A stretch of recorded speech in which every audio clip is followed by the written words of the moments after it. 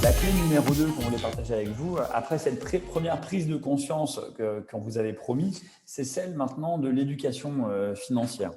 Donc, premièrement, je vais commencer par définir l'éducation financière. Je vais faire ça dans un instant.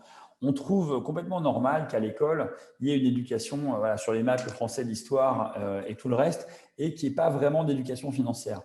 Et on trouve ça parfaitement normal également de sortir d'une école de commerce, comme c'était mon cas. J'ai fait une école de commerce, un peu grâce à Karine, où après un bac plus 5, je m'aperçois que je sors de là et j'ai aucune éducation financière. Et pendant des années encore, peut-être même des dizaines d'années, pas d'éducation financière réellement. Donc, dans le corpus de connaissances auquel vous aurez accès dans nos formations, parce que c'est juste la base, il y aura notamment cette notion-là que je vais vous présenter maintenant, et j'espère que pour vous, elle est nouvelle en fait, parce que ça veut dire qu'on vous sert à quelque chose.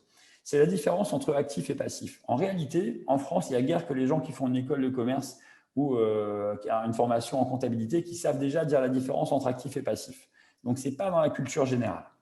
Et du point de vue des finances personnelles, alors là, on est beaucoup moins nombreux. C'est-à-dire combien de personnes ont compris à quoi ça sert actif et passif dans sa vie de tous les jours et dans ses finances personnelles. Là, on devient une infime minorité. Je parle de moins de 5% des gens. Donc, il y a de fortes chances que vous soyez dans les autres 95%, si vous voyez ce que je veux dire.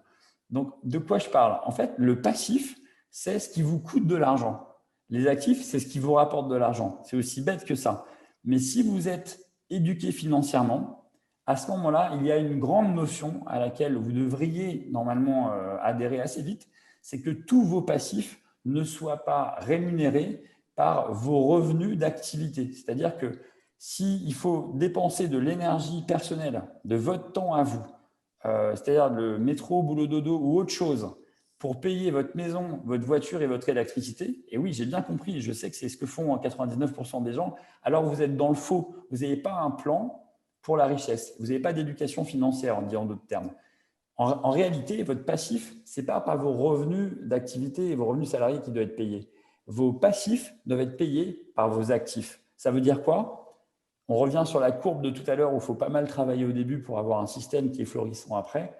C'est que vous devez mettre en place des actifs qui vont dégager au début 100, puis 200, puis 300, puis 400, puis 500, puis 1000, puis 2000, puis 3000 euros par mois. Et c'est cet argent-là qui doit payer vos vraies dépenses. Les vacances, la maison, le téléphone portable, la bagnole, ça doit être payé par des actifs. En tout partie. C'est ça l'éducation financière.